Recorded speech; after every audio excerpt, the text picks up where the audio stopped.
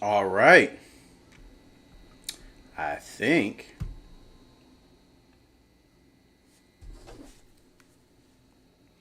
think we might be ready.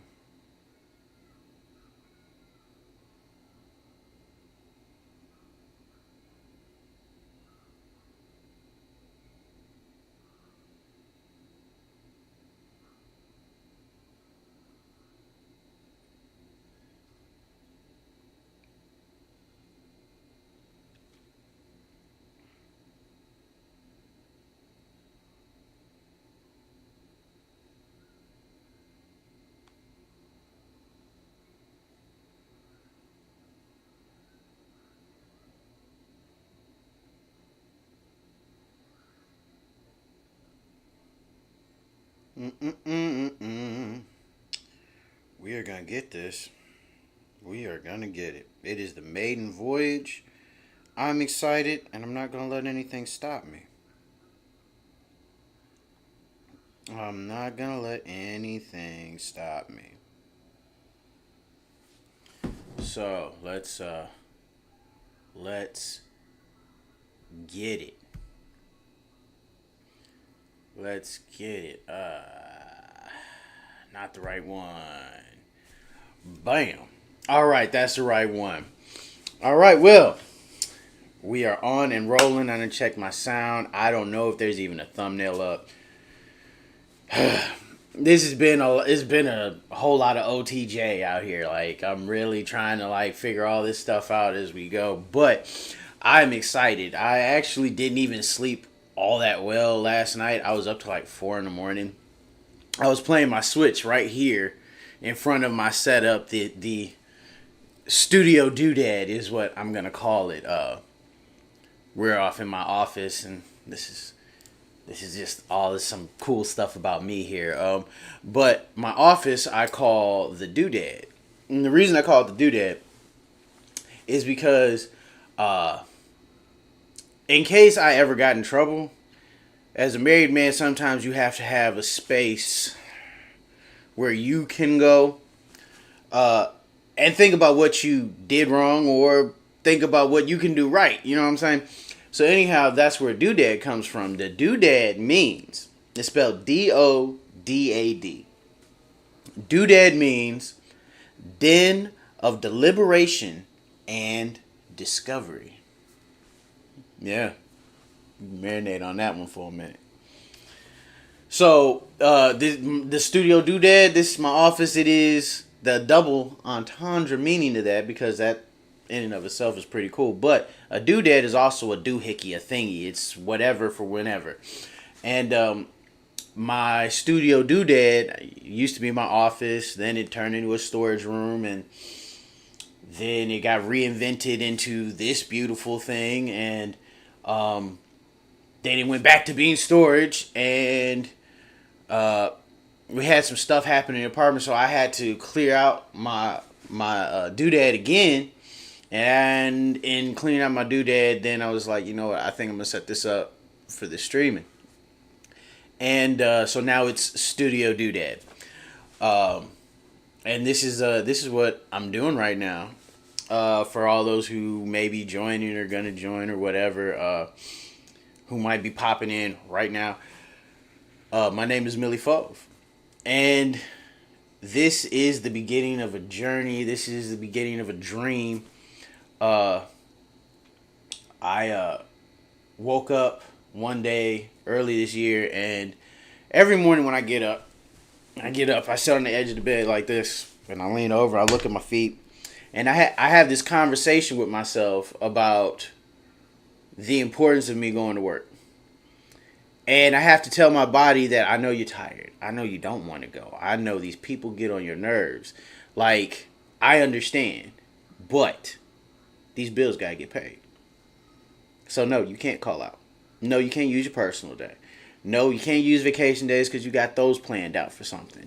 So, you just have to get your butt up and go to work. So, um, I hate having to have that conversation with myself every day. So what I ended up doing is one day I was just like I just was so fed up And I was like, this is a freaking joke, bro. Like, what am I have to work like this just to get by. Like, it's just me and my wife. And I don't want to keep doing this. Like, doing this like I've been doing it. And so I picked up a book. I picked up Dave Ramsey's book, Total Money Makeover. I started reading that. And in reading that, it started making me think about things in a different light. I was like,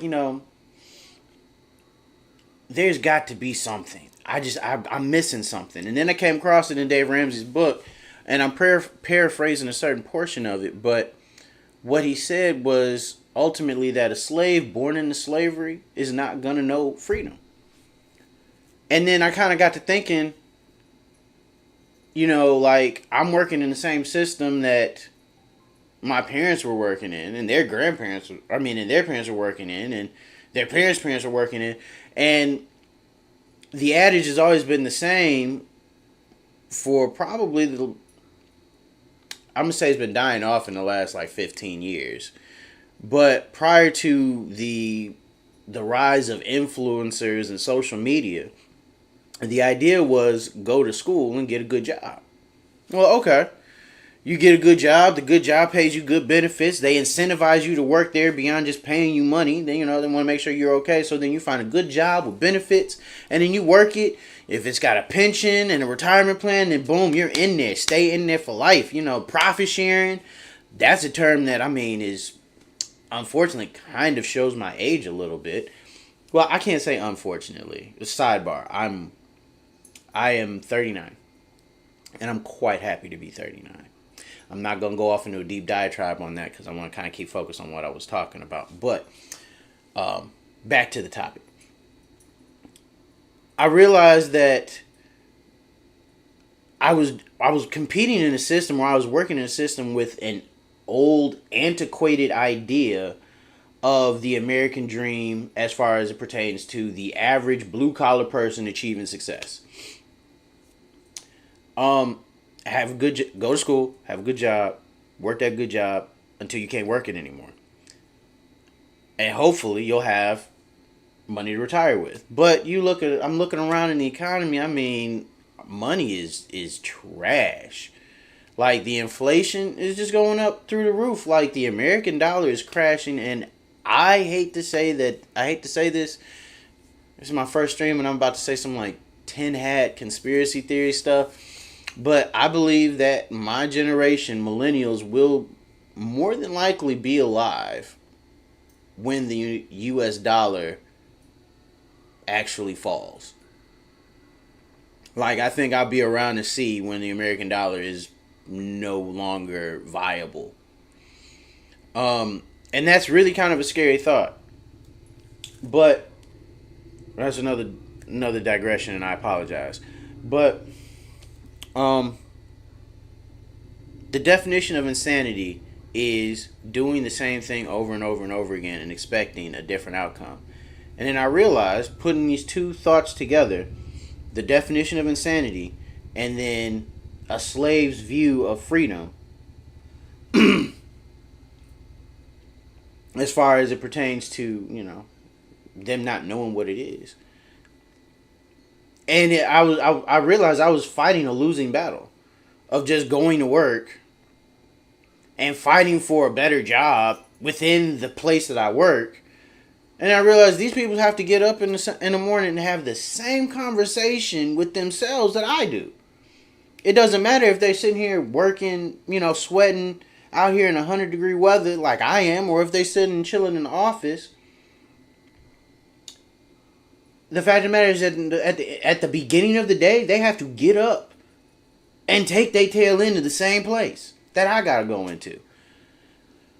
And then I just kind of started realizing this is really, the more I thought about it, I'm like, working in America is really kind of a sham. Like, competing in the job market, it's kind of a sham. And then you put in AI and the robotics as it's developing, and it's gonna get to a point where, like, it's already hard and it's just humans competing for jobs. Can you imagine having AI and well, you don't have to imagine AI. AI is already making an impact in the job market. But pairing that up with robotics, and some companies are already doing that, and it's just like, okay, so then what do I have to do? I have to find some way to make a job for myself. And that's when I got into thinking about crypto and investments, and I've started dabbling in those things and running deep end projects and Bitcoin miners, which I got mine up and running again today. So, well, because it was down for a month, but that's also a different little diatribe and story. All that to say that this streaming is part of that plan to make my own job, to make my own way. And in thinking about those things, me and my wife have come down to a plan we're building, and we're going to be like, what our goal is to be millionaires by the time I'm 50. So I've got a little under 12 years to do that. And today is the maiden voyage of the stream. Me starting, and we're getting out here. So, that being said, maybe a couple things to issue to people who have seen me, because if you're tuning into this, you may have seen a link that I put out over some social media, and I'm still learning how to do that. OTJ. Not endorsed, but it's good stuff. That lemon ginger spinach. Love that stuff. It's good for you and tastes good. And it makes me feel like extra sophisticated and stuff, like extra grown up. When I go into Smoothie King and I go, hey, yeah, let me get that one with the veggies. I'm gonna order off the veggie menu. Like I've like the peanut butter, the chocolate, and the mango. Well, I like mango, and there's mango in this. But the stereotypically unhealthy flavored stuff, I straight up bypass, and I get this, and it makes me feel so healthy every time. It's like $15 a thing, so I only go once a month. But hey, there are 12 guaranteed servings of vegetables I know I'm going to get this year from Smoothie King. Once again, not endorsed. But open to all possibilities. That being said, if you're on the page, because I'm learning stuff, you've seen some things on my page. I have 7 videos right now. 7 plus 2. 7 videos up on my YouTube, and they're kind of dated like way back from 6 years ago, 4 years ago, because this isn't my first time trying this. I've always wanted to entertain. I've always wanted to be on TV. I'm not gonna lie. I always wanted to be on TV. I think that's like every American child's dream. But I always wanted to be on TV. I remember like when I would wash dishes at home, I would pretend like I was on a cooking show. And all the soap and the suds, all that stuff was my food. So I would make different soap dishes. And I would be talking. I would be I'm old enough to where I remember watching Julia Child on PBS. And if you guys can hear that, that is the trash being picked up at my apartment. But I always wanted to be an entertainer. So my YouTube, I've tried YouTube twice before. This is my 3rd attempt, and this is my this is my first shot, and I'm gonna rock it. That's how you grow. You can't start as a big oak tree and then say, okay, and now I'm gonna fill in the leaves. You gotta start as a seed. You gotta grow. So I got some seed stuff around here, and I'm gonna grow. Like, I hope that you guys will grow with me. Other than that, I mean, because I'm gonna chat for a little bit, if y'all don't mind. I mean, we just chilling, hanging out. I should also probably put out these other 2 things, because I practice these things in my head. Unfortunately, I did not get around to writing stuff down. My mom always told me, she said, paper and pen, remember what man forgets. Um, so, yeah, I probably should have grabbed that, but I was just running really tight. I had some errands to run today. I had to walk my dog before the stream. I had some technical difficulties. And yeah, it's been kind of out there. But I'm here now. You're here now. And I appreciate that. I really, really do. I'm like over the moon that you're watching, that you're interested. Like 15 minutes in, you're still here. So thank you. You're a real one already. You know what I'm sizzling. Uh Outside of that, like always wanting to be in front of people and perform because I enjoy making people laugh, and I have a very unique story and background. And this has just been culminating over years. So what I do want to say is that I'm gonna get closer. Dig this. Dig this. Hello, hello, hello. You heard me? All right, great. I would like to issue an apology to both my mom and my mother-in-law because the way I plan on talking, the way I plan on being, is not what either my mom or my mother-in-law have ever really heard me talk or speak. And them being two of my biggest supporters, behind my wife, of course. My wife supports me so much so. I told her, I said, babe, I want to be a millionaire by the time I'm 50. And she was like, okay, I have some ideas. Like, out the gate. I thought if anybody was going to tell me that I was dreaming, like I need to just put my head back down and get back to work and stop dreaming, it would have been my wife. Like, she would have talked some sense into me. But I said that and she was like, I have some ideas. I'm like, you're already thinking about this? So anyhow, my wife is my number one biggest supporter, but behind them, my mom and my mother-in-law are and have always been really big supporters of me. In different stages of life. Obviously, I didn't know my mother-in-law my whole life. I've only known her the last 15 years. But in those 15 years, she has been amazing to me. So, Mom, thank you. Appreciate you. And sorry about this because, yeah, it's going to be kind of wild. As for my mom, of course, my mom homeschooled me and my 5 brothers and sisters. I was homeschooled all the way up until my junior year, so I had the most homeschooling. Everybody else started going earlier and earlier after that.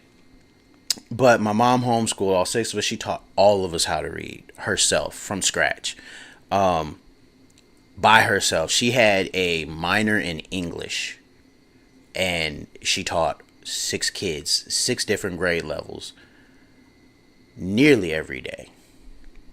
Nearly. As an adult, I started noticing things like, as I think back and reminisce or recall, I can see where it wasn't every day, but my mom gave it her all every day. Now, if she got around to teaching us, maybe not. But being a homeschooler, you're educated in how to teach yourself.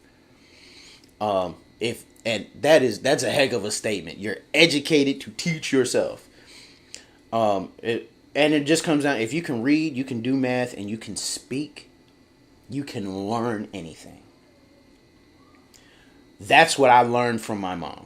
That's what I got from my mom. And even as a grown man, that is still something that inspires me. That is one thing that I take. That is my stick of dynamite for whenever I'm stuck with a problem.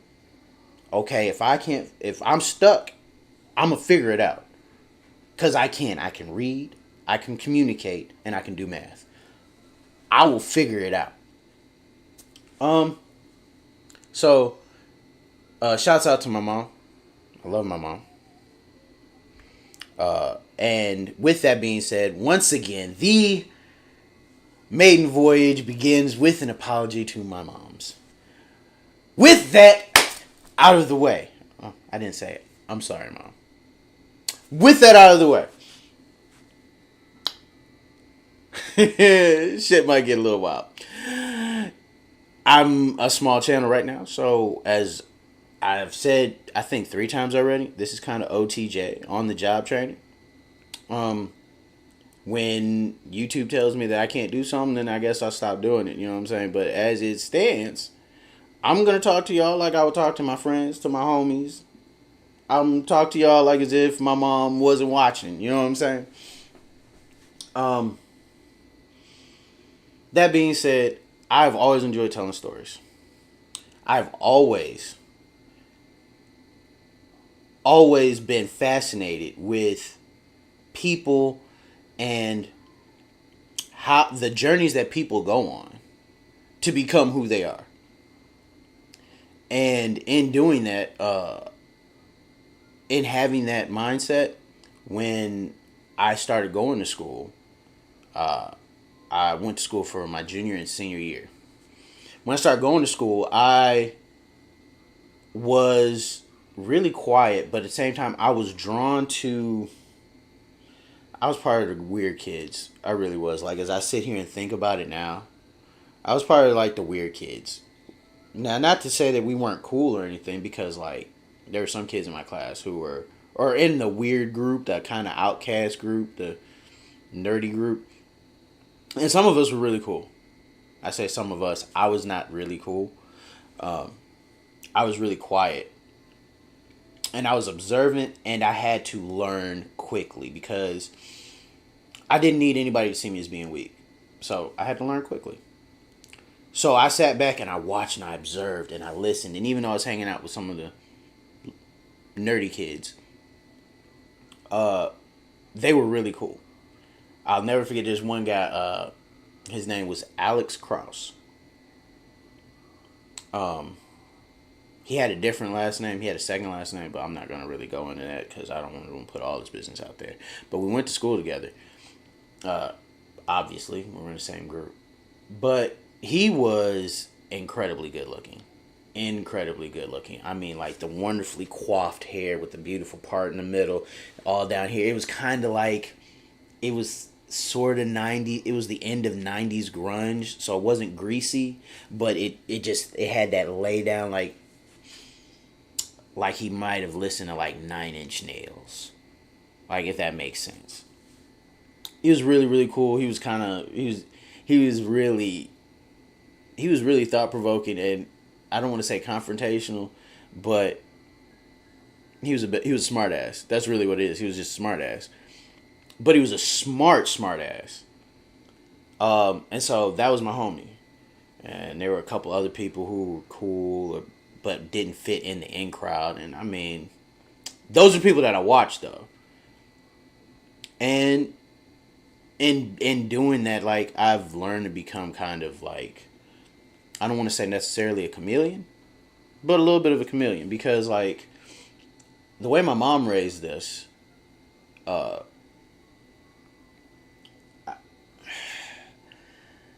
it's controversial. Oh man, it's controversial to kind of say it, but I think I need to say it. It's live. I'm sorry, Mom. I already said that crap. So it's kind of like my mom raised us so that we knew we were competing against white people, which is true. However, at the same time, she was like, the only way to compete, the way she kind of taught us, was the only way to compete with white people is to do what white people do, but do it better.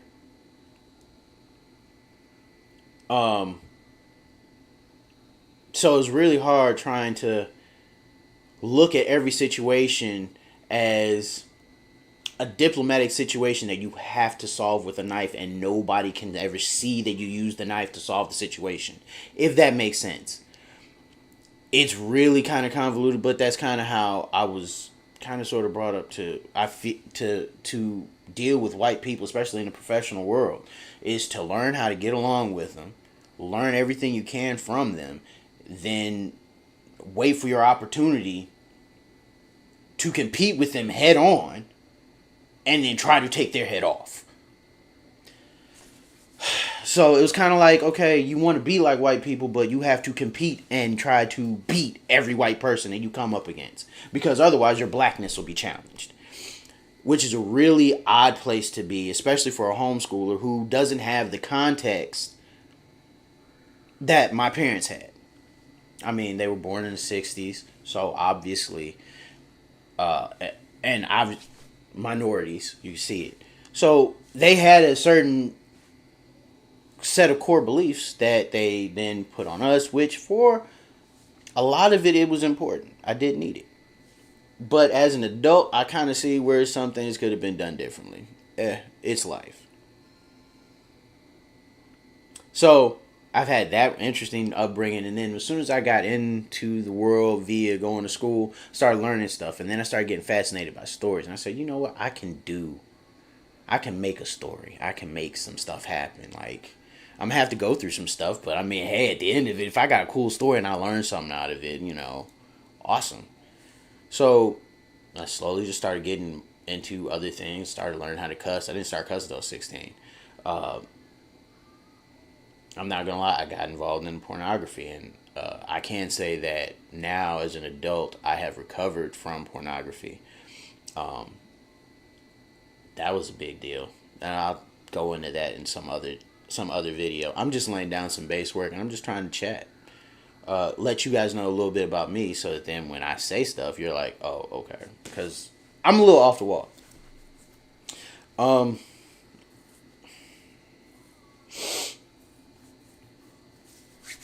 so I started getting into certain things, and then when I moved to Alabama, and I moved on my own, and I was 21, living on my own for the first time in Alabama, 700 miles away from home, because I'm from Detroit, Michigan, all day, every day, 313 till I die. But I came down here, and then without any parental supervision at all, I was out there. The first thing I remember, what was it? The very first time I went to a strip club. Very first time I went to a strip club. I was 21. I had just moved to Alabama. I think I might have been down here for like a month. And I was working at a restaurant, Chili's. I was working at Chili's as a server. No. No, no, no, no, no, no, no, no. I was working at Barnes and Noble. That's where I was at. I was working at Barnes and Noble. And, oh no. I was working at Barnes and Noble. Sorry about that, everybody. I was working at Barnes and Noble, and I would drive down this strip, and Silver Dollar was the name of the club. And it was right around the corner from the little house I was living in. So I passed it twice a day, every day.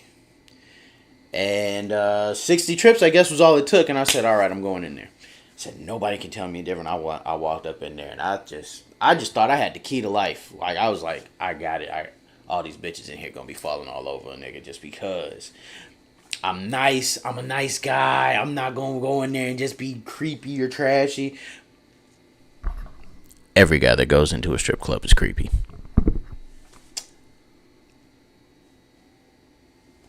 Anyway, going to the strip club, and I was like, this girl was really nice to me. Really, really nice to me. Because, once again, hindsight is 20/20. I was green as shit. I was in there by myself. I was nuts. That was stupid as shit. That was the dumbest thing in the world I could have freaking done. New city by myself in a weird, seedy strip club. Woo! That was the thing. But I remember this one lady walked up to me, and she was trying to get a dance. She was trying to get me to, give her some money or whatever for a dance, pay her for a dance. And I was playing pool, and she decided to kind of play pool with me, I guess, to try and get me to be a little involved. Anyhow, she's trying to engage me. Anyhow, I was like, "What's your name?" And she's like, "Foxy," and I was like, "Your real name?" I can't remember what it was. She could have told me anything, and I would have believed her anyway. It's not like she was going to give me an ID. But I digress. And I just thought I was the coolest man ever. she told me a name. Her name is, well, I'll assume it was, but I know better now. And I remember I called her that the rest of the night and so on and so forth. And I remember I walked out of there. I may have given a couple dollars, like a couple ones out, just because I'm pretty sure I did. I think I put something in like the side of this girl's G string. She just pulled it, like, go ahead, put it right up on there. And I think I did that. And I was like, ooh, vanilla. Oh gosh, it was a wild thing. It was a wild time.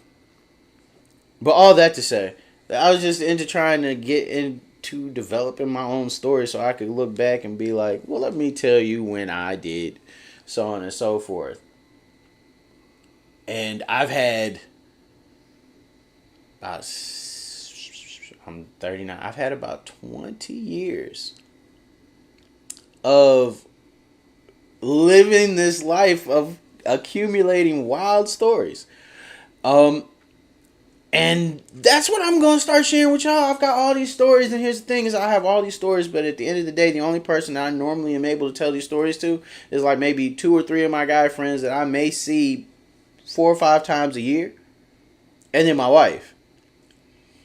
And what's wild is that I've been married to my wife, it'll be 10 years later on this year. This is 10 years. We dated for 3.5 before that, before we got married. And I'm still telling her stories. She's like, I had no idea. You never told me that. And I'm like, I have stories for days. So I'm like, I'm going to run them down. I can talk. And I'm weird. And I'm goofy. I am, I think, a very well-rounded individual now. So for that, I can say I thank my parents. I'm not upset about my upbringing. I don't think anybody who is a functioning coping adult can be upset that they had some hard times as a child, because it's kind of like it's been seen, like if you have a kid who doesn't go through any type of hard times, they end up being like a serial killer, a murderer, a rapist, or a robber, or somebody, a Trump.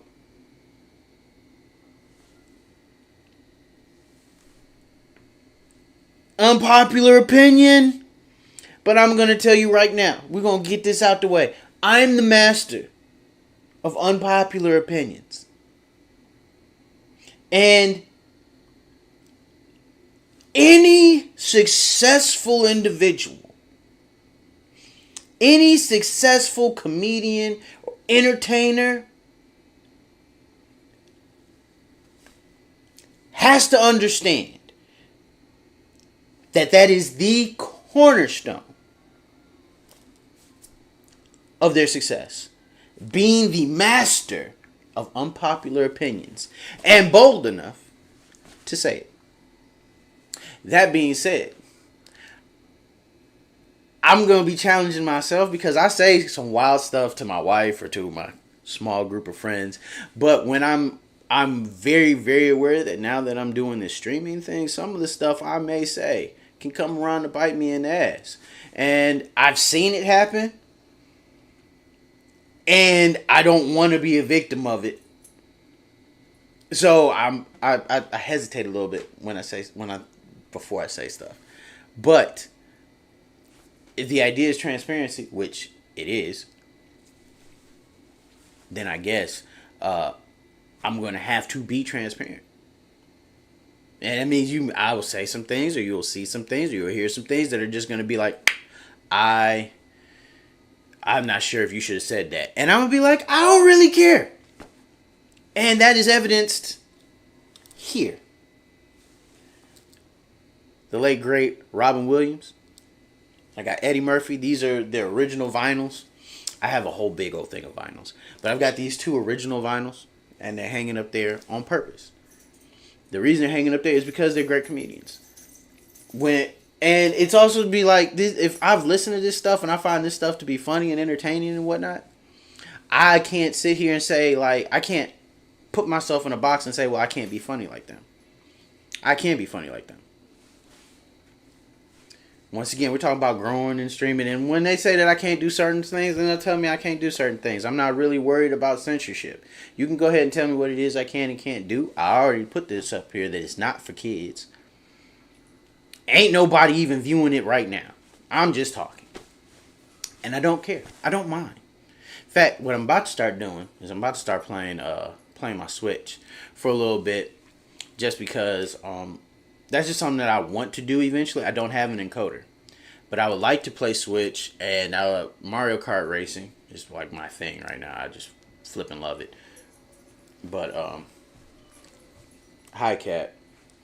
Uh, I have a cat and a dog. The cat's name is Winnie. The dog's name is Briscoe. And Winnie is very, very affectionate. I was not a cat person, but my wife wanted to get a cat. So she got a cat, and the reason she got the cat was two reasons. One was because she wanted a cat, and the second one is because we had a dog who's at the house. And she was like, I think he needs a friend. So she got him a cat. Now they are good friends. They get along great. It's fantastic. But she's very affectionate and needy. And the thing is, she's the most affectionate and needy towards me, and I'm the one that ignores her the most. And I say ignore her, but I ignore her like I don't really ignore her. I don't. She's kind of like the neighbor's daughter kind of thing. Like, you're just nice to the kid because the kid is always around.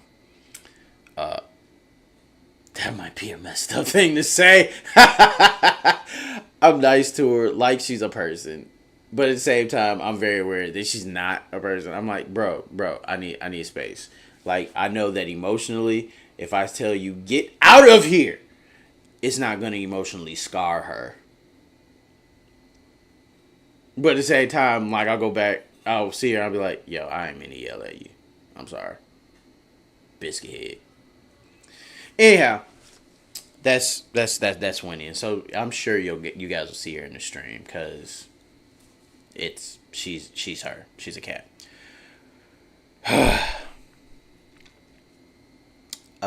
This is interesting. This is a little bit harder than I thought it would be, but not too terribly hard.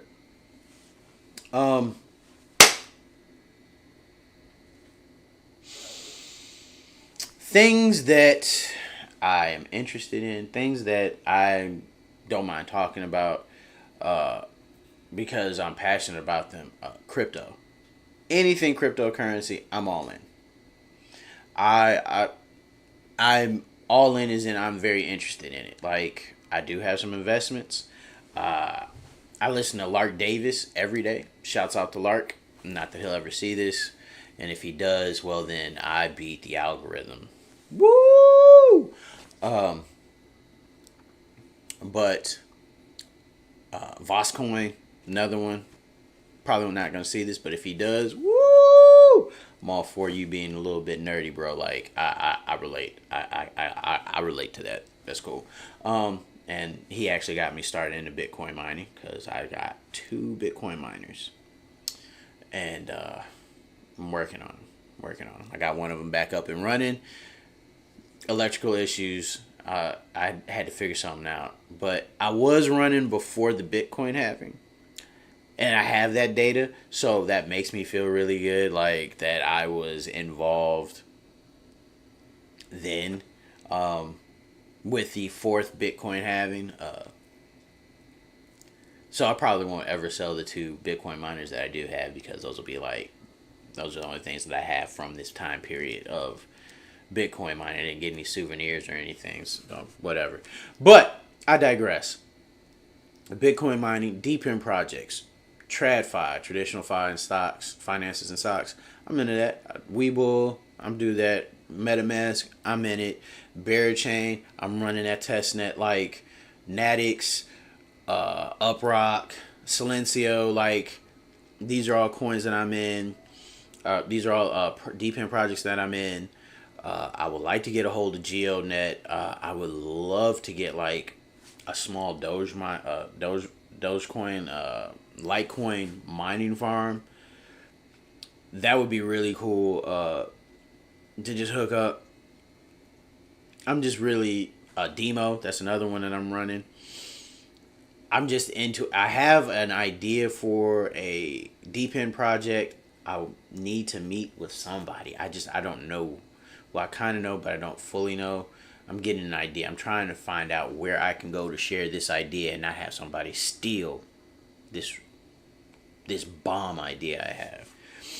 Like I've got my use cases and everything already like pinned and lined out for it because I've written those down. And it's just about getting the opportunity to present it to people who know how to actually shape it and how it can help people, not just make me money, because honestly any good deep end project is going to make everybody money. Like, it's not like I want to set up a deep end project that ends up being a rug pull, because that's not cool. And for those who don't know what a rug pull is in cryptocurrency, it's when somebody sets up a coin, a cryptocurrency coin of some sort. They come up with a use case or they do a pre-sale for it or whatever, and people buy it. But when the coin supply is initially put up, a rug pull will happen when like the creators keep a huge portion of it to themselves and they only release out a small portion of it out to the people. So like if a coin comes out, let's just say Panther coin comes out. Dang it. Panther coin comes out, okay? Panther coin comes out and they do a pre-sale for it, and I'll use a really big number. We'll just say it comes out and it's a penny. It comes out as a penny a share. And there's a billion there's a billion of these coins. Well, a rug pull will happen when they do like a pre-sale of like what would I say? They do a pre-sale of the. Let me take that back. When they set up the supply to be distributed, that percentage is like 35%, and then the other 55%, right? 55 versus 65. 65. The other 65% of the supply is held in private wallets or insider wallets. As soon as that 35% gets released, it gets sold, it gets distributed, the liquidity is in there, the money is in there for the coins because people have to buy them. And then the people who held the 65%, they sell theirs as soon as this group buys theirs.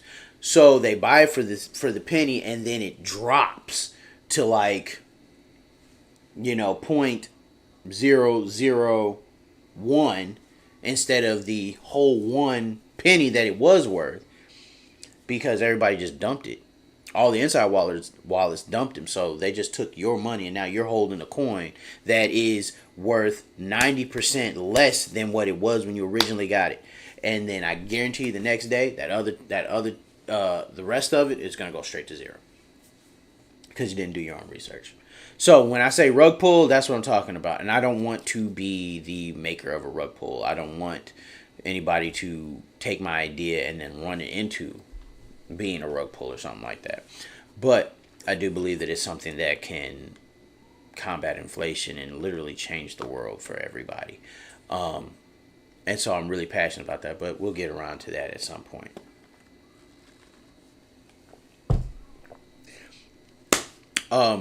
Other things that I am interested in outside of cryptocurrency and investing.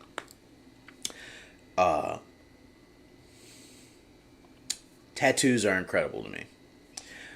People who do realistic tattoos, people who do tattoos in general, any tattoo artists, and people who like support their families doing tattoos.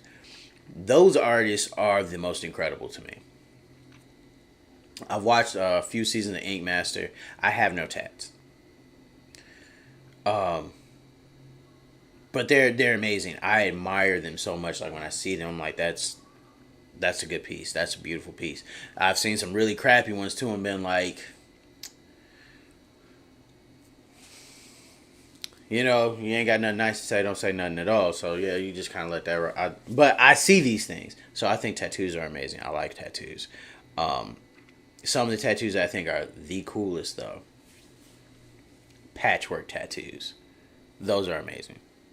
Those are so cool. Like when they're done well, like they're mind boggling. They're crazy. I couldn't imagine being able to create something that cool. Like to be able to create something that cool and people be like, yeah, make me one. That's a cool job. That's a really cool job. And it's more than just a job because it's art. It's an art form. And I think that anybody who can create for a living, I think those are some of the happiest people because you're not stuck in a box. You're allowed to create. You're literally allowed to try to make impossible things possible, and you have nothing to do but put your time into that. And I think that's amazing. Which is why content creation is appealing to me. Which is why I'm doing this. I'm an introvert. My wife kind of put me onto this. I'm an introvert, and I didn't really think I was. I always thought I was an extrovert who just didn't get out much. Yeah, marinate on that one. Marinate on that one. Yeah, yeah. I have an inner pothead, and sometimes he just thinks of dumb shit. It just happens. Uh, to be an extrovert that doesn't get out much, and then when I do get out, I go to work, and I prefer to work by myself. Um, I work good in teams, but I'm not exactly the favorite in the team unless like they like it when they're working with somebody who like spearheads the project type team. Like, oh, that guy's really smart. We just got to help him out with a couple little things. Yeah, and I'm good on teams. They love me on teams. But if it was like, okay, we're picking people for dodgeball, I don't think I'd really get picked. Not because I'm fat or anything, but you get the point. I'm just not popular like that. But people know me. I'm just not popular. And I keep to myself for the most part. But she told me I was an introvert, and I was just like, you know what? You might be right. Because I have a lot of conversations in my head, and I just like as if I'm talking to people, but like if I had a friend, this is what I would say to my friend right now. Like I'd be like, I want to talk about this. So yeah, I'm not a little bit. I've become introverted, but I like to create. And I don't want to be introverted, but I like to create. I like to talk. I like to tell stories. I can't just keep telling stories to myself, to the wall, and to my wife. It's just blah. But I can sit here and talk to y'all. And I can say whatever crap I want to say. Tell whatever stories I want to tell. If you don't like the story that I'm telling, you can click off. I'm not really too terribly worried about offending you on that point. But anybody who watches the channel has a chance to watch it. They have a chance to turn it off. I'm not trying to force you to watch it. I'm just trying to let you know I'm doing it. That's why I'm putting stuff up on my social media, which I just shout out to all the content creators who put out their links and put out their heads up and the notifications and reminders and event flyers and whatever, all the stuff, the thumbnails, all the stuff that you guys do as creators is freaking incredible. And for all y'all who think that the streaming is easy, this is not easy, but it can be fun. And that's kind of what I'm doing. I'm so excited. I enjoyed setting up my room, my doodad for this. It's just crazy. And I'm just really excited for what the future brings. And I just really, really am looking forward to getting to know you guys and seeing what type of community can be built around just having fun and hanging out, because networking is important. And in this day and age, with connectivity and transparency being like so paramount, the little guy having a voice so paramount nowadays, that there's a demand for communities to be built around certain ideas. So around unique ideas and camaraderie, and streaming is an amazing way to do that. So, YouTube, the YouTube verse, YT verse, here I come. And lastly, if I were to really kind of put it,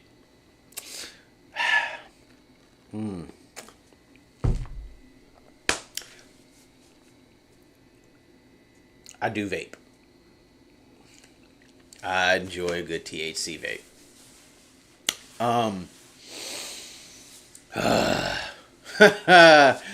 That's gonna give me a phone call. I am sure of it. But that's just something that I do. So I enjoy catching a nice little buzz, getting a little stoned, and then playing Mario Kart, or talking and telling stories, or eating. I love, man, the munchies. Beautiful thing. They're so satisfying. The food tastes a billion times better. I'm not gonna meditate on all that. We're just gonna be on for right now. Mario Kart. Let me tell you about Mario Kart. Mario Kart is so fun. I didn't realize how fun Mario Kart was. I didn't realize how incredible the Nintendo Switch was.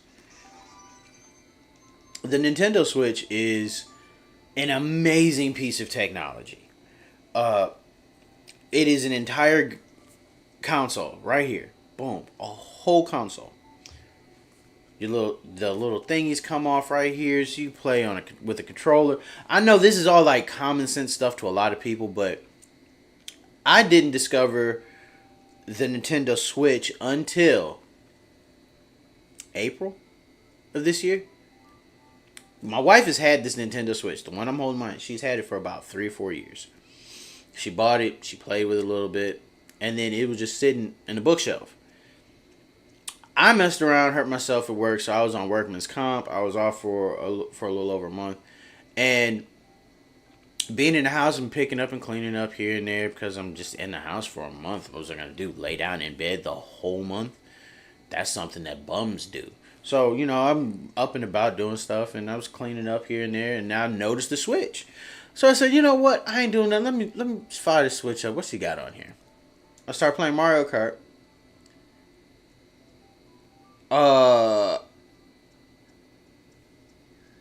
I started playing Mario Kart. I think I was playing it on this, and it was okay. It was an experience. I was like, okay, well, I mean, it works. But then I started looking at it and realized, I'm like, oh, you can hook this up to the TV somehow. Hooked up the TV, and then I found the little controller thing. Start putting it, and I was like, this is so fun. This is so fun. And then I was like, you can just carry this around with you, and it works anywhere, like. Because there's one guy at work, and he brings his Switch to work every day. And I was like, you are a giant freaking kid. Like, you're at work. You can only play for like 15 minutes. But then I started playing mine, and I was like, ooh, wireless play. I could play with other people, but I only have one. The only other person I know who has one is that dude at work. So then I got a case. Brought it to work. We sitting there, we playing, and it was just the most fun thing in the world. And yeah, I would play with my wife. That's the two player. These controllers, the little control are so Joy-Cons are so amazing.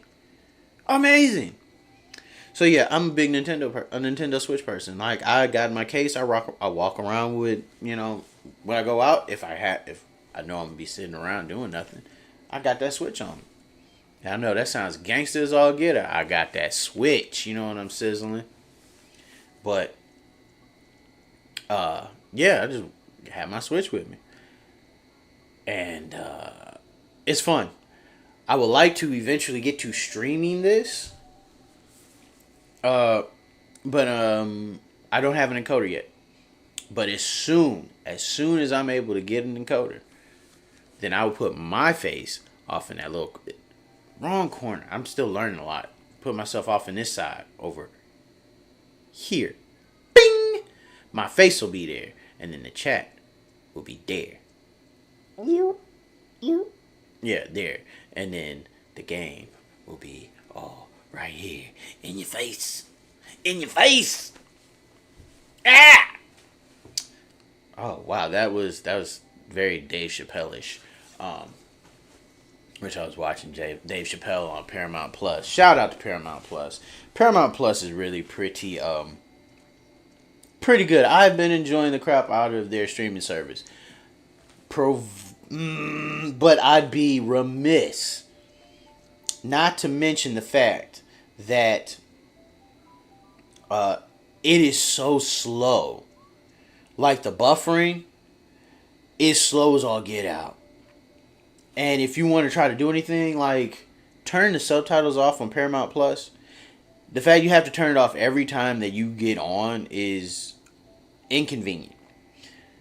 But the fact that it's almost impossible to get on, when you get on, to get to the subtitles. Because what you have to do, if you don't have Paramount Plus, let me tell you what you got to do when you get on Paramount Plus to turn off the subtitles. Because it doesn't make sense. It doesn't make sense. I'm sorry. Paramount Plus, that don't make no doggone sense. It don't make no sense what you guys got going on with how you turn the subtitles off. So this is what happens. You go on and you push the up button. Remember, the upload and the buffering speed is really slow. So you push the up button on your remote. Obviously, Prime TV. So you push the up button to bring up your bar. And then the bar will come up at the bottom of the screen, and then you got those two little things over here that say you've got the little arrow that says like restart, and you've got the little thing that's for the subtitles. So you scroll up to get to that, but then to see the bar, then you have to push down to make the cursor go up from the the bar at the bottom. That says how much time you have left to watch, or how much time is left on the episode, the timer. So it's counterintuitive, because when you go up to bring up your bar and your options, it comes up.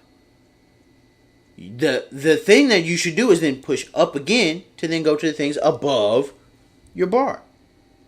But for some reason, it's engineered entirely backwards. So you scroll up to bring up your toolbar, and then you push down to then get to the thing that's above the toolbar. Paramount, I don't understand. I don't get it. Paramount Plus, that right there is a Paramount minus. I'm just gonna sit there and say it. I say it. Master of unpopular opinions. That is a Paramount minus. Solid. Get it together. But aside from that, I've been enjoying Paramount Plus. Ink Masters on Paramount Plus. I've been enjoying that. SpongeBob's on Paramount Plus. My wife enjoys a good SpongeBob. That's just life. Who doesn't enjoy a good SpongeBob? It just is. It is what it is. I have no clue why I'm talking about Paramount Plus. I really don't know. Outside of the fact that thing is a pain in the butt, and I've been enjoying it because I have been watching it a lot lately. Dave Chappelle. That's how I got there. Haha. Dave Chappelle. We're watching the Chappelle Show. Funny. Here we go. Story about me. Story time with Millie Fove. Okay. Dave Chappelle. Dave Chappelle's first show, or his first season of his show, came out in 2003, which was also the same year that I graduated high school. Living in a house with 6 kids and 2 adults. So it's 8 people in the house. Stuff got stolen all the time. All the time. Sorry, Dad. I'm going to go ahead and apologize. I'll come clean right now. Let me turn it around. I'll come clean right now. Let me tell you something. I stole my dad's socks all the time. All the time. all the time. And I know he knew. He had to have known. If he didn't know, how did you not know, Dad? How did you not know? Because my dad had this one drawer that was just full of socks. And when I didn't have socks, I would go to my dad's dresser, go in that drawer, and pull out a pair of socks. His socks were huge. My dad wore size 12, and I think he wore size 12. Yeah, my dad wore a size 12 shoe. So, me as an 8-year-old, that size 12 sock was a big ass fucking sock. I'm just saying. I don't know. Anyway. If he did know, I mean, that's the love of a father. Like, this little motherfucker is wearing my doggone socks. He's always in my socks. I'm never going to see that left one ever again. Like, shouts out to dads who, if that's what happened, that's a mark of, my dad was always my superhero. My dad just always did that. But as far as he just did stuff that made me like, my dad is freaking invincible. We'll get back into that later. But anyhow, Dave Chappelle. What does socks have to do with Dave Chappelle? This is what it had to do with Dave Chappelle. Everything in the house got stolen from everybody. It didn't matter who or what. Kids were stealing from the adults. The kids were stealing from the kids. Like, I don't know if my parents ever got anything from us. I mean, probably not. I mean, we didn't ever go out. We were homeschooled. We had nothing to give them except germs and a headache. But, germs and a headache and moments of joy. Occasional babysitter. But, beyond that, everybody was in everybody's stuff all the time. But, I was working a job. So I had a little part-time job. I was washing dishes over at Ramshorn. I got me my little paycheck, and I went to Target, and I bought a DVD storage case. And the special thing about this DVD storage case, was that it had a lock on it. And a lock meant security. So I bought that DVD collection storage unit, that DVD cabinet, because I can't remember. I don't know what to call this particular piece of furniture. It's outdated as crap because nobody has huge DVD collections anymore, except for the people who were around when that was popular in the first place. AKA, I still have a DVD collection. It's full of DVDs that I have not watched in forever. Why? Because DVD players are obsolete. So it's like I'm holding on to our generation's 8-track. That's me. And once again, I'm reminded of how old I am. Once again, I digress. Another digression. So I got this DVD cabinet with the lock on it. I put it up in my room. I had assembled it, and I started buying DVDs to put in there. And those DVDs, some of those DVDs were contraband. None of them were porn. I was not that dumb.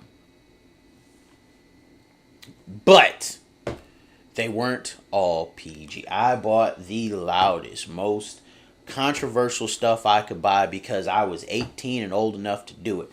I had a Blockbuster card, and no media was banned from my virgin eyes. I could watch, rent, and repeat any item, any DVD I wanted. I remember that's what I did for my 18th birthday. I had a short list of stuff I wanted to do. The first thing I wanted to do was I wanted to take my mom off of my bank account as my cosigner. I said, I am an adult. I don't need a cosigner. I need your name to come off of my account. That's my papers. After that, I think I went to go and get car insurance in my name. It was my car. It was my car insurance. I had to pay it. My mom didn't pay for that mess. My dad didn't pay for that mess. I was 18 with a car. I paid for it. Boom. They said, happy birthday, responsibility. So that was mine. The last thing I did, the reward for all of my adulting at 18, because I went to the bank, and then I went into the insurance office, and I paid money out of it. I was an adult, and I said, damn it, The last thing to do, and my mom went with me. I said, I want to go to Blockbuster and get my own Blockbuster card. And I got that card, and it was like a library card for adults. It was the best, greatest thing ever in my life. I had the power. I was He-Man. I have the power. I cannot remember the first thing I rented though.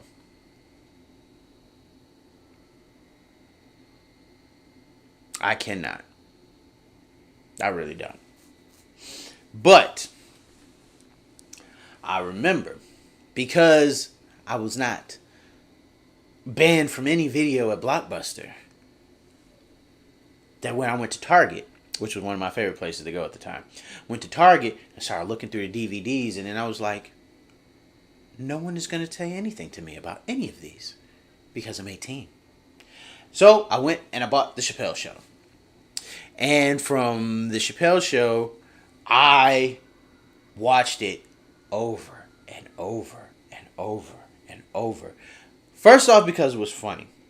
Even though I was not completely well versed in pop culture enough to understand all of the jokes, it was enough for me to get enough of a context about what was funny at the time.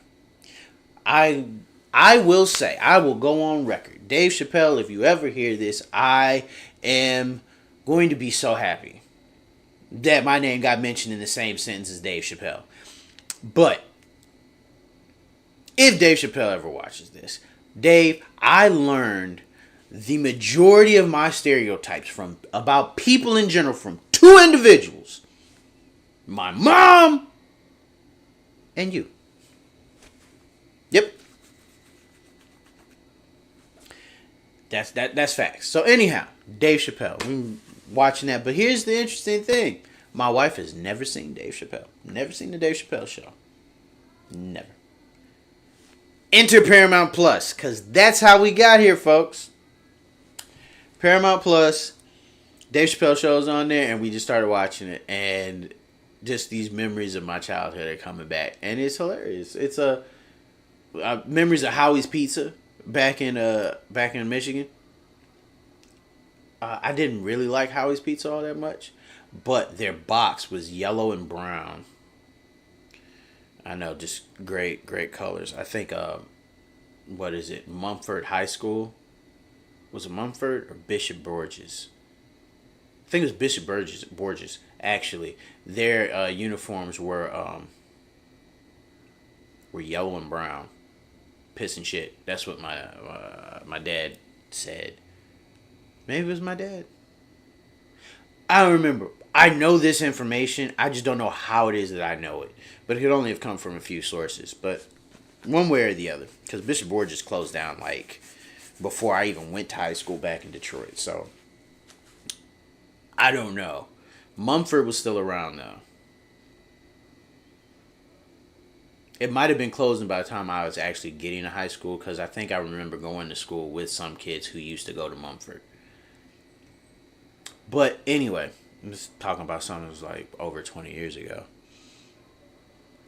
I think it was like 21 years ago. 21 years ago. But anyhow, Dave Chappelle. Paramount Plus. So I started watching, my wife was watching, I said, yep. And I just, it's a treat. Because I know these jokes. I've watched them. I've loved them. I've loved them so much that I forgot them. And so when I remember them, I love them twice as much. And it's just, it's like watching my wife react to the Dave Chappelle show for the first time. It's like watching kids open Christmas presents. It's a gift. It's a gift just to see the sheer wonder and amazement. I don't want to necessarily say horror, but there is the shock and awe effect of the Chappelle show that, if anything, I would have to say is timeless. Yes. Timeless. So yeah, I remember that DVD cabinet had couple other things in there because I was also bodybuilding at the time. So I would have like protein, I had creatine, I had L-glutamine. Like I had a little bodybuilding supplement thing on one side, and then on the other side I had just all these DVDs. I think I did have a couple video games because PlayStation 2 was around at the time. I don't remember if PlayStation 3 was coming out yet. I think it was still just PS2. I had a couple PS2 games. So, like, Tony Hawk's Pro Skater, Gran Turismo, which Gran Turismo, I think, was... Was that the first game I ever bought?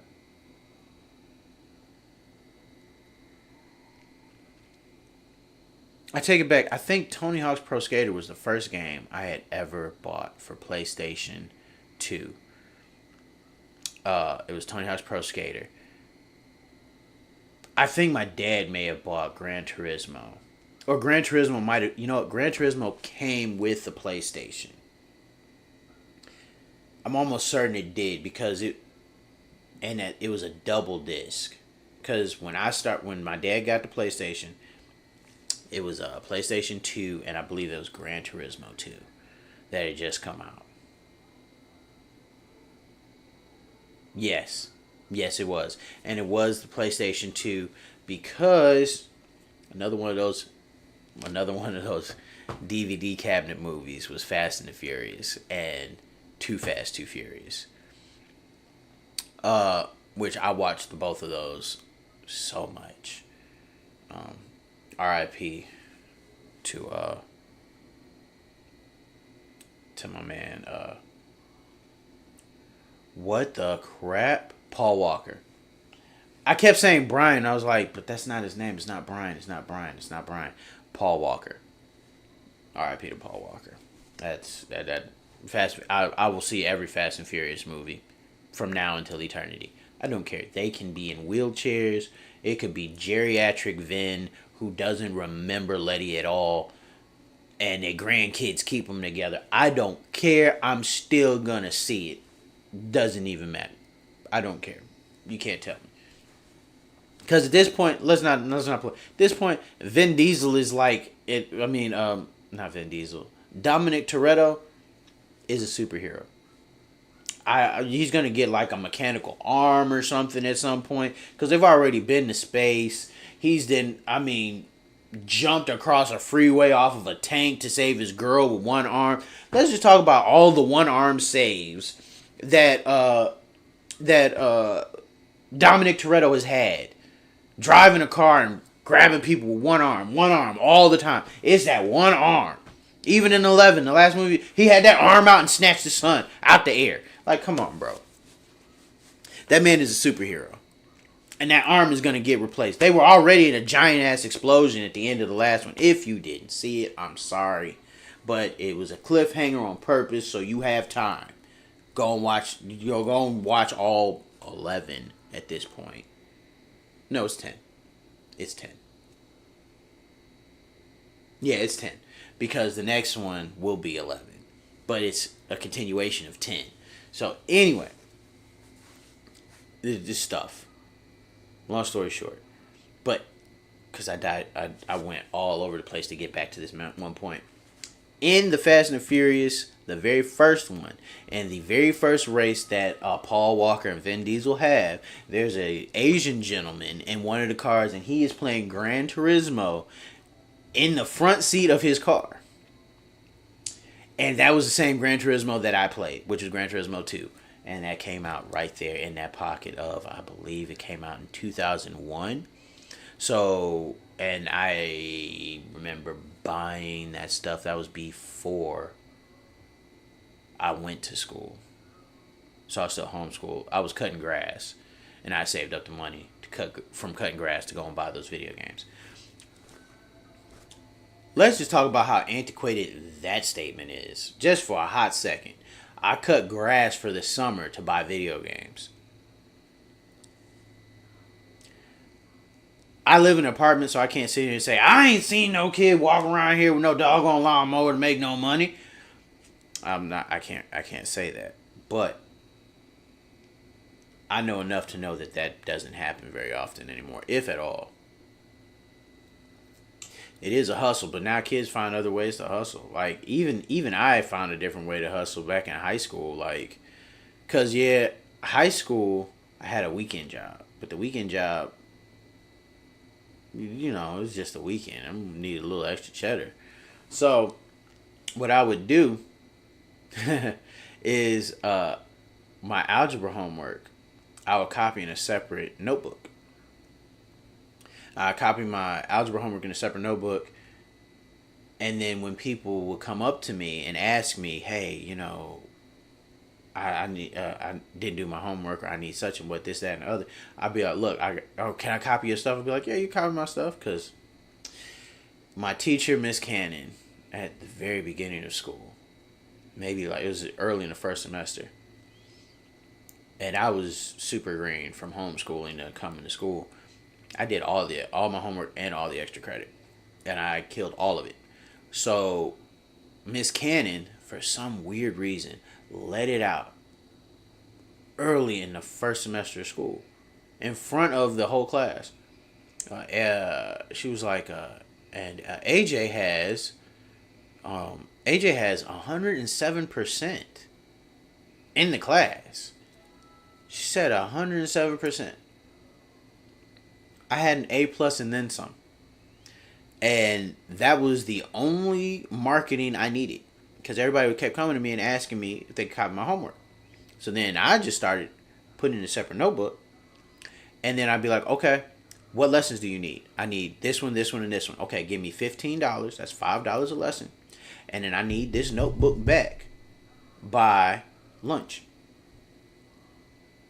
And then when I got it back at lunch, somebody needed to come up to me at lunch and be like, I need this one and this one. All right, that's $10. And I need this back by fifth period. I'm not coming to find you at 6th. Because if I don't have it by 5th, you're cut off. Especially around midterm time. And then it was like, okay, I can give it to you this period, but I need it back next period. And I was like flipping it. I was making all kinds of money off that notebook. It was fantastic. But that's how I learned to hustle. That was my own little side hustle. My mom didn't know anything about that, but that's part of those stories that I was telling you about. As soon as I got out, I was working on making my own stories, my own life, my own list of experiences. Some crazy stuff, man. Crazy stuff, and all of it has brought me right here for you guys. Yeah, let's get some of this right here.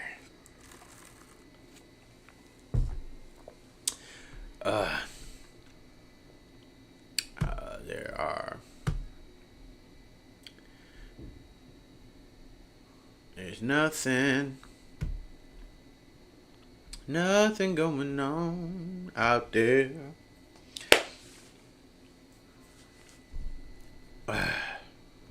No one's actually on the stream. Just been chit chatting. Do. Let's see. I have no idea. This actually never inside stream unless the interactive chat open this chat in a web browser. Well, there's some of that on the job training we was just talking about, right? So if I open it in the browser, let's just say, because I guess we're just going to do a little something here. We're going to try and work something out so I can at least make sure. Oh, hey. Oh, spectacular. Well, that was a much easier fix than I was expecting. Let's see if I can't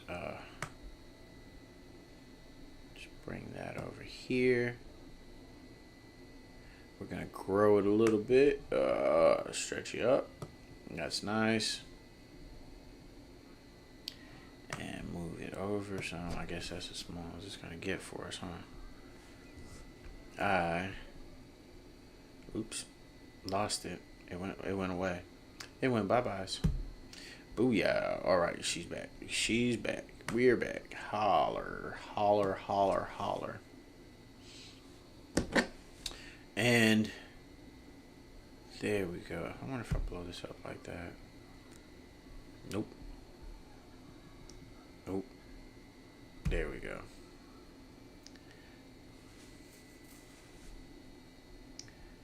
Let's see if that helps at all. Nope.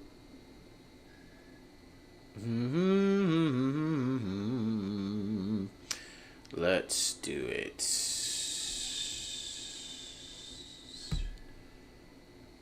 Oh, Hakafui. Oh. Okay. That's a little bit better. Alright, awesome sauce. Awesome. Oh, yeah, there you go. Awesome.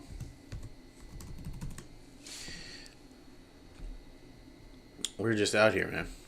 We are just out here. Yeah. And this is what we are doing.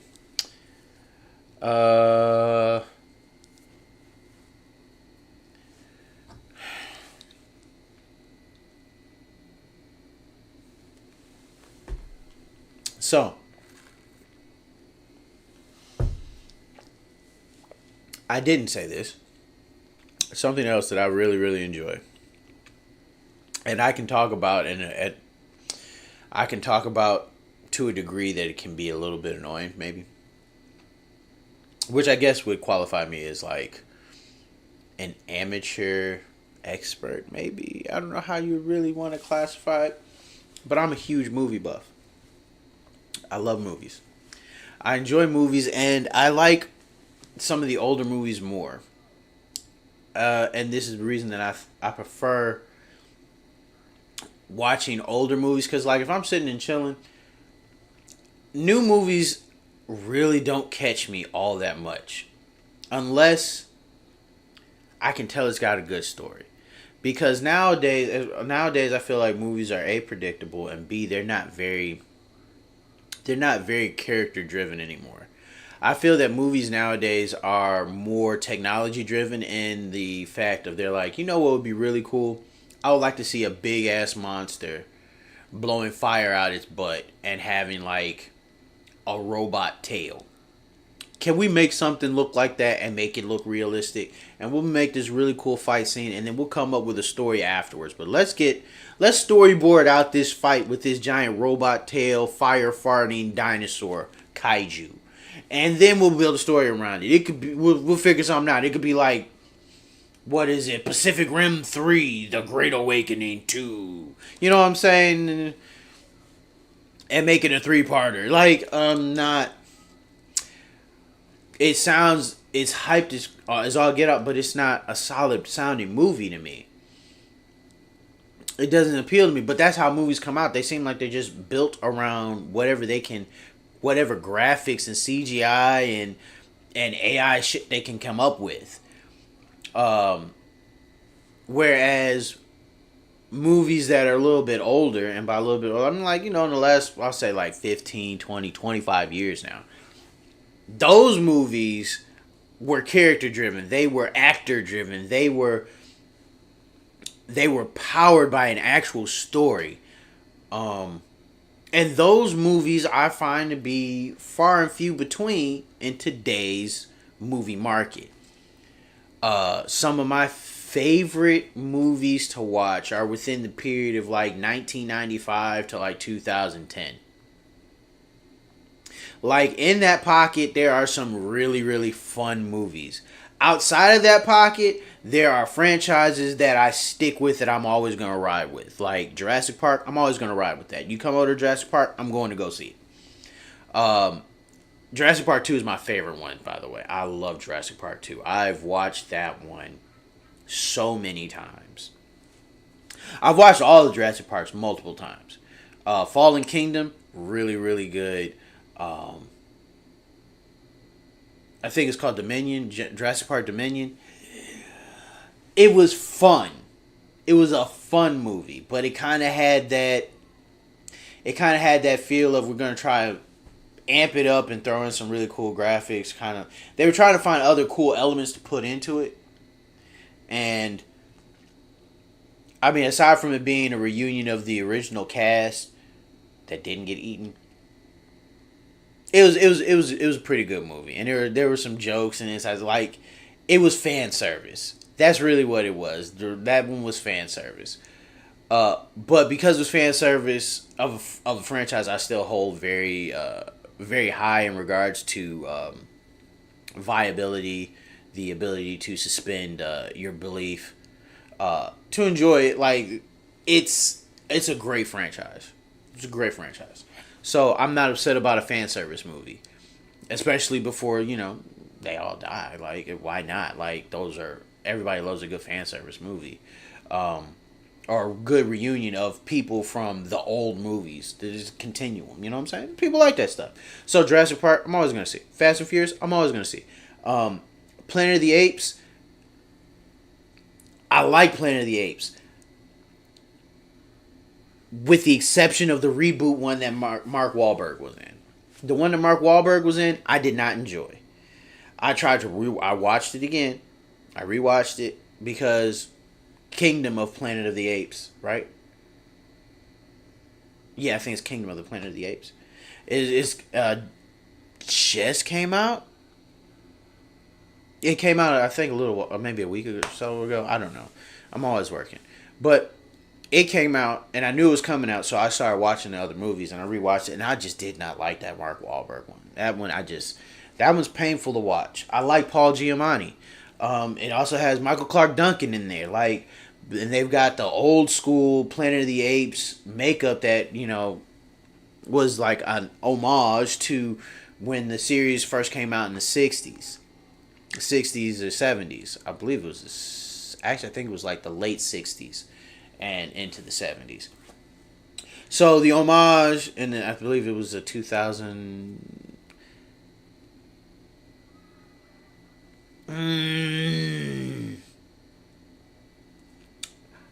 I don't know if it came out in 2001 or 2011. I really feel like it came out in 2011. But could be wrong. It may have been more like in the middle of the aughts.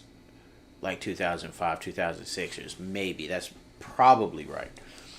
But I digress. Planet of the Apes, I will go see. I enjoy that franchise. X-Men. Marvel movies. Let's talk about that one for a hot second. Marvel movies.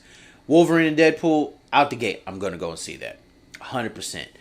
When Hugh Jackman stopped or retired from the Wolverine character, I can't tell you, my heart was broken. It was like Dan Radcliffe could be the next Wolverine. Oh, we could get Tom Hardy. Tom Hardy could be the next Wolverine. Look at these graphics for such and what renderings for I think Henry Cavill to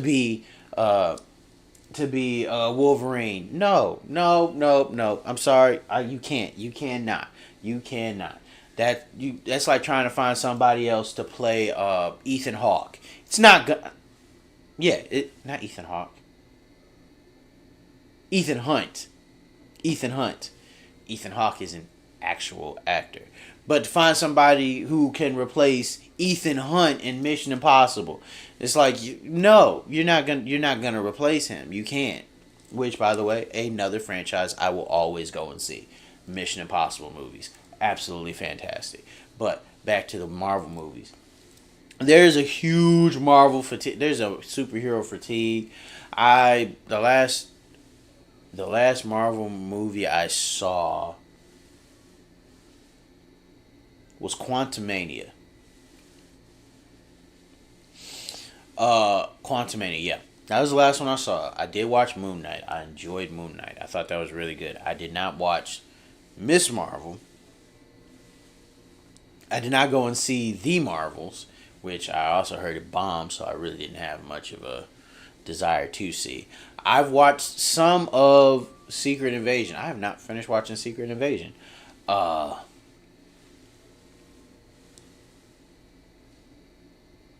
I can't. They're just. It's just there's so many of these movies, and it's cool, but at the same time, you just kind of get tired.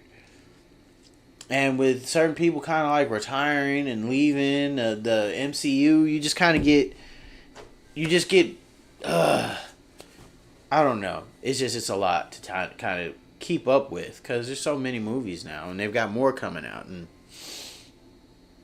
the Brave New World, Captain America, Brave New World with Anthony Mackie being Captain America. Thunderbolt Ross being introduced as the Red Hulk. Like, it looks really good though. Because the last few movies, they just kind of looked like they were just gonna die out. They not die out, but they just didn't look like, ooh, I need to go see that. And some of it, I kind of felt bad about it. Black Panther 2, huge letdown. Unpopular opinion. Unpopular opinion. And I love Black Panther. It's right there. I love the Black Panther, the very first one.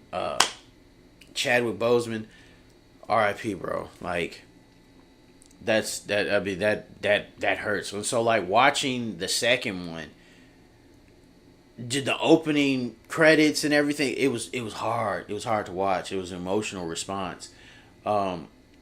Seeing the mural of him up there, emotional response. Like, I get it. It was a tribute to him, I guess.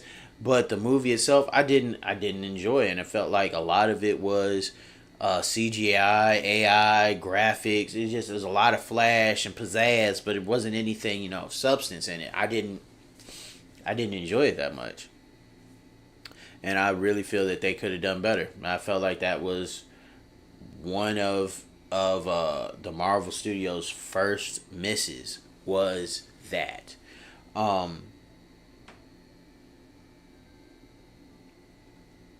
Yeah, I just felt like that was just that was a miss. And then the Marvels came out, and the Marvels was,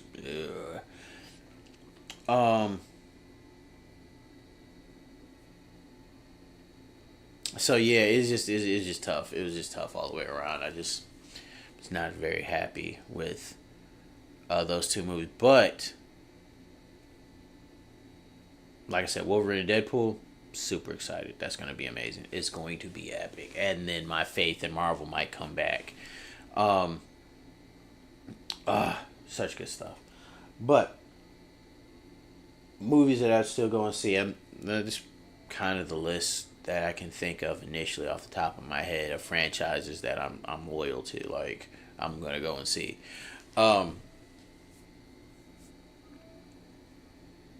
Yeah, Batman movies are on the fence. Like, the new Batman, what's my man's? My man's who played Edward in Twilight. I know somebody's yelling at the screen right now, but I cannot think of his name for anything in the world right now. I see his face. Anyway, he was also the new Batman, and it was okay movie. It was okay. But there's neither here nor there. Like, because I've been looking at it, at least, like, it keeps popping up in my feed to watch, and I'm like, I might watch that. I might watch that. I might watch that. And then I always find something else to watch. Which, if we're going to talk about something to watch, it's an absolutely fantastic movie. I watched it last night. Next Goal Wins. Bro, that was a good movie. First off, it was funny. It was fun. Michael Fassbender is, he's a good actor.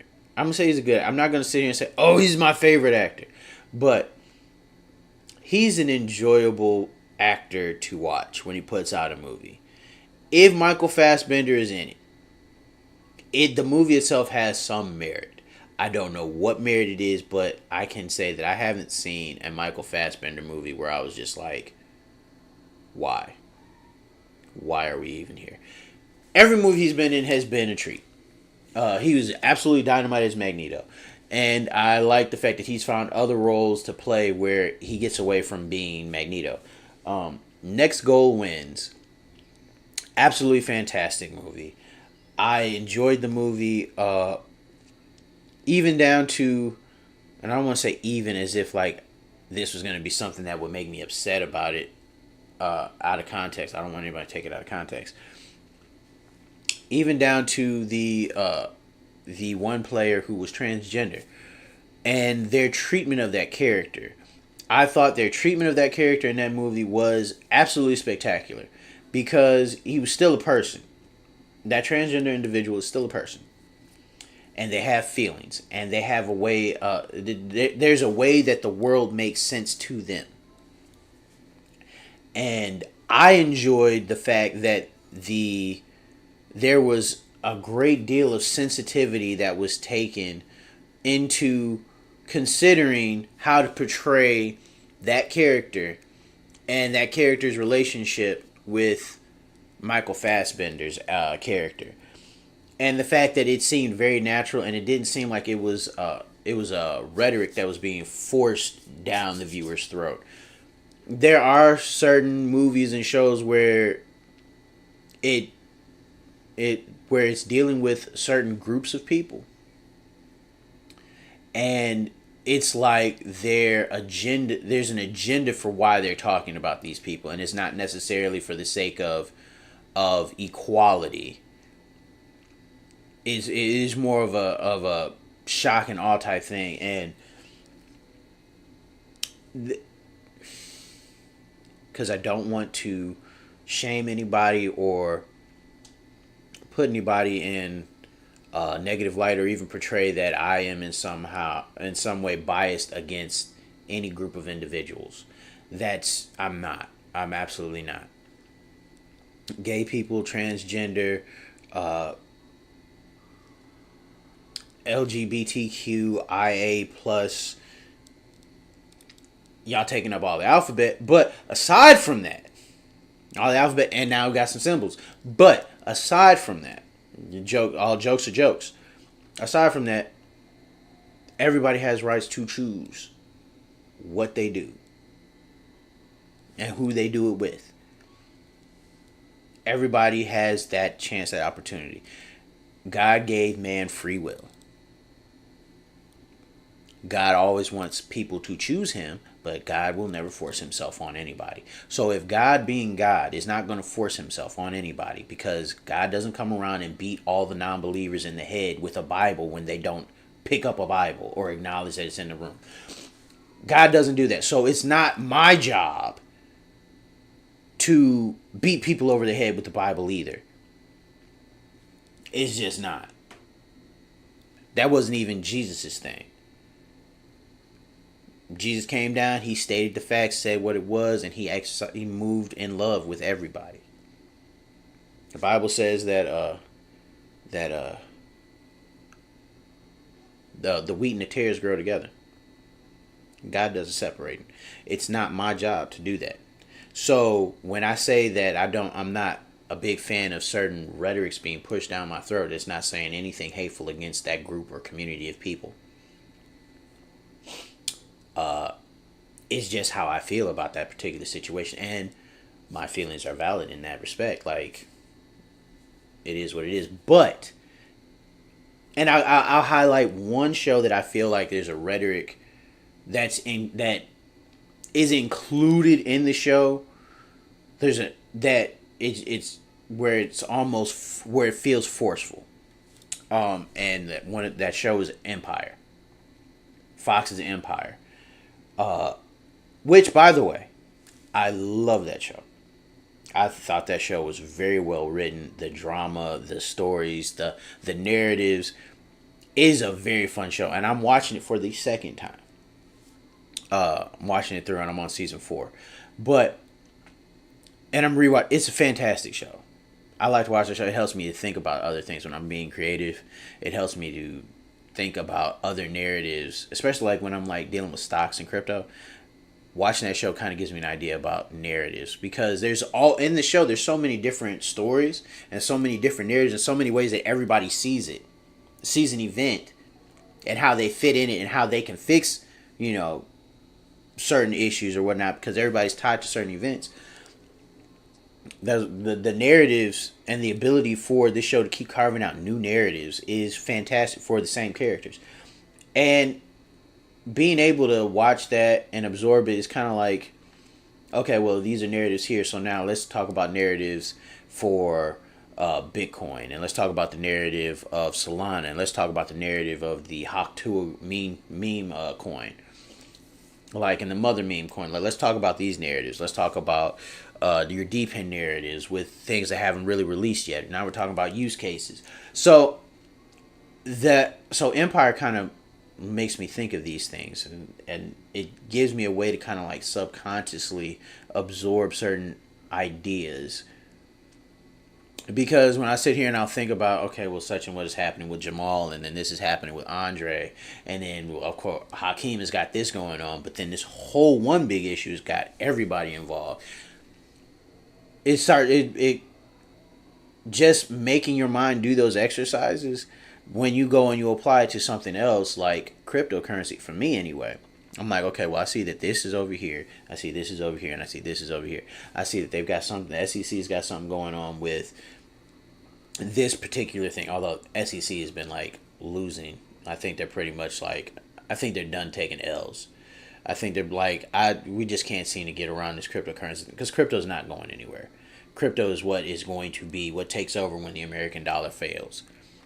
And is going to have to, if America's going to keep up with anybody else, because like all the other countries are really, with the exception of freaking Germany. We're not going to talk about Germany selling off all their freaking Bitcoin, because I think last I heard, they were down to like 7,000 BTC, and it was out of like a really huge number. It might have been a couple 100,000 or whatever, and now they're down to 7,000, like, and they're gonna unload that too. But that's beside the point. That's really I don't know what that is. It's just an abstract concept at this particular point, because it's a non-factor, really. All these other countries, some of them being third world, smaller countries, are using Bitcoin as cash. They're using it to transact. Boom, boom, boom. Like, if they're using Bitcoin in Venezuela to buy candy bars, why are we not using Bitcoin, or not creating use cases like that for Bitcoin here in America? If Turkey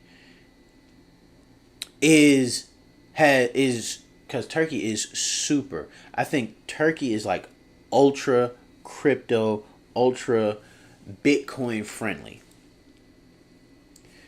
If they are that friendly and use it that regularly, to where when you get off the plane, there's some place where you can go and exchange your money that you brought with you on the plane for freaking Bitcoin, so you can move and enjoy the country. Why are we having such a hard issue with it? I'm not gonna lie, I would hate to live in America if it treats cryptocurrency like it treats the metric and standard system of measurement. Almost the entire world uses meters, kilometers, centimeters. Almost the entire world does it. You know who doesn't? Or you know who just does both? America. In America, you have to buy 2 socket wrenches. One for metric and one for standard. Because America won't get with the program. And this is a small thing. But the fact that this is a small thing, the Bible says that if you're faithful in little, you'll be faithful in much. So if you practice something on a small scale, on a small, minuscule, personal scale, when it comes to a bigger scale of the same topic, you're going to perform the same way. So, minuscule topic, as small as measurements, standardizing measurements for the sake of consistency and ease of operability for anybody. It would dictate that we just switch to the metric system like everybody else. However, America is hard-headed, and we're not going to switch to the metric system. We are going to stay as hard-headed Americans and use the standard system. Okay. So we got inches and feet. Whatever. Fine. You got it. We can do that. But it's already been shown. Instead of just transferring over to something that's convenient for the rest of the world or keeping up with the rest of the world, we're going to be different and pig-headed and do something antiquated permanently and act like it's okay. Acting like the metric system is like the handicap ramp for some stairs. You know what I'm saying? Like it's here too. You ain't got to use it. I don't care if you use it, but it's here. And it's the same thing with Bitcoin and cryptocurrency, I feel like, because Venezuela is doing it, Brazil is doing it. Even though they're cracking down on the Bitcoin farming, mining, they still use it. So, if they use it, why wouldn't we? We like to keep saying that we're the biggest, baddest country in the world, but yet we won't make the newest. We won't convert or change over to the newer way of doing business or newer way of measuring shit, because we're just stuck. And I say we as a country, not we as individuals. Like as if I can do something to change it. I can't. I don't know why I keep doing this. It's just interesting. I keep lining my hand up with the edge of the screen. I don't know. It's a weird thing. I'm streaming and I'm just having fun. It is what it is.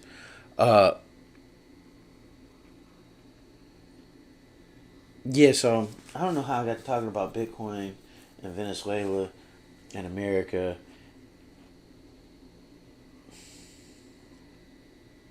We just got to get it together, man. Because if we're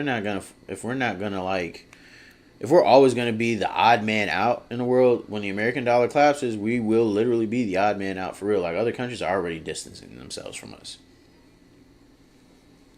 which is why I'm streaming, because I'm trying to find a way to make sure that I'm taken care of before everything goes to crap.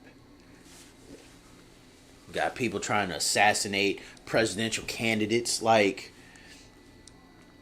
who? Why? And of course, this.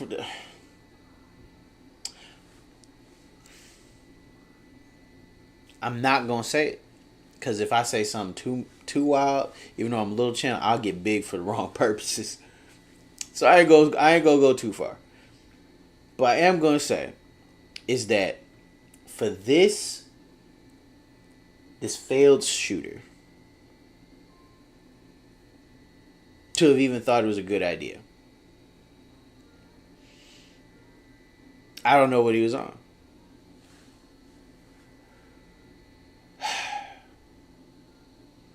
Cause I don't know why this happened. Trump almost gets assassinated, and then Bitcoin pumps. It's been grinding sideways for weeks. For weeks under 60,000. Just grinding sideways. As soon as this whole Trump thing happens at that rally, Bitcoin breaks 60,000.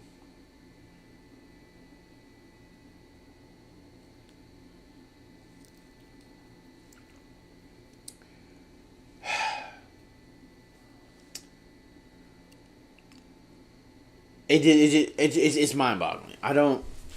Because it's so mind-boggling, I can't even, like, sit here and kind of, like, I don't have anything else to say outside of the fact that it's mind-boggling, because I can't make sense of it. I can't make sense of the correlation.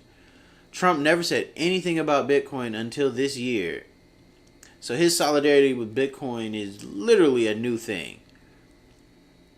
And then somebody takes a shot at him, and then Bitcoin swells up and says, "Oh no, not my homie." Like, I don't get that correlation or how that happens. So I don't want to necessarily say that, oh, it's because of that this happened. I don't want to say that the Trump rally thing had any causality. I think that it's really just a very interesting coincidence. That's neither here nor there. The main point is crypto is a big deal. And I'm here for it. Most definitely. I am here for it.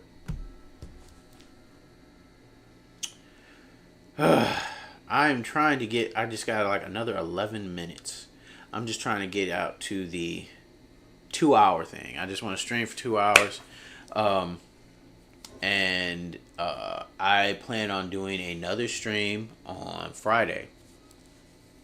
I do not have a schedule set up 100% yet. We are still fleshing this out. But this is definitely a experiment. This is a passion. This is more than just a hobby to me.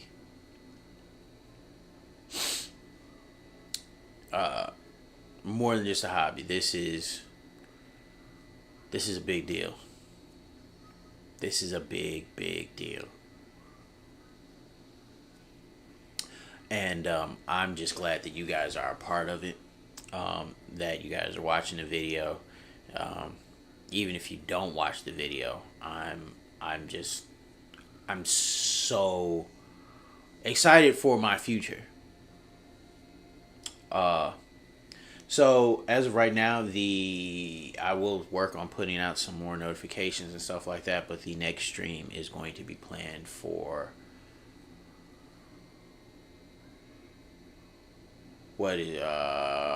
Friday. Next stream is going to be Friday, unless something should happen. If something should happen, I will put up notifications to let you know otherwise. But other than that, I have thoroughly enjoyed sitting here talking to you guys for nearly 2 hours. Just rambling. I'm glad that you got to come and kick it. I hope that you got a couple laughs out of it. I hope that you decide to tune in and watch an actual live. Because at this point, this is going to end up just being a video. And when this video goes up, there's gonna be stuff that happens, I'm sure. So stuff's gonna happen. If stuff is going to happen. Just because I don't know if I can really like exhale on. Well, I guess I could, because I've seen some other people making vape videos. So I guess it's okay. I don't know. But yeah, it has been an event. It has been a day. And I'm going to go chill in a little bit. Because I was really excited about doing this last night. And like I said, I was up till like 4 in the morning. And then I was up at 7 or so.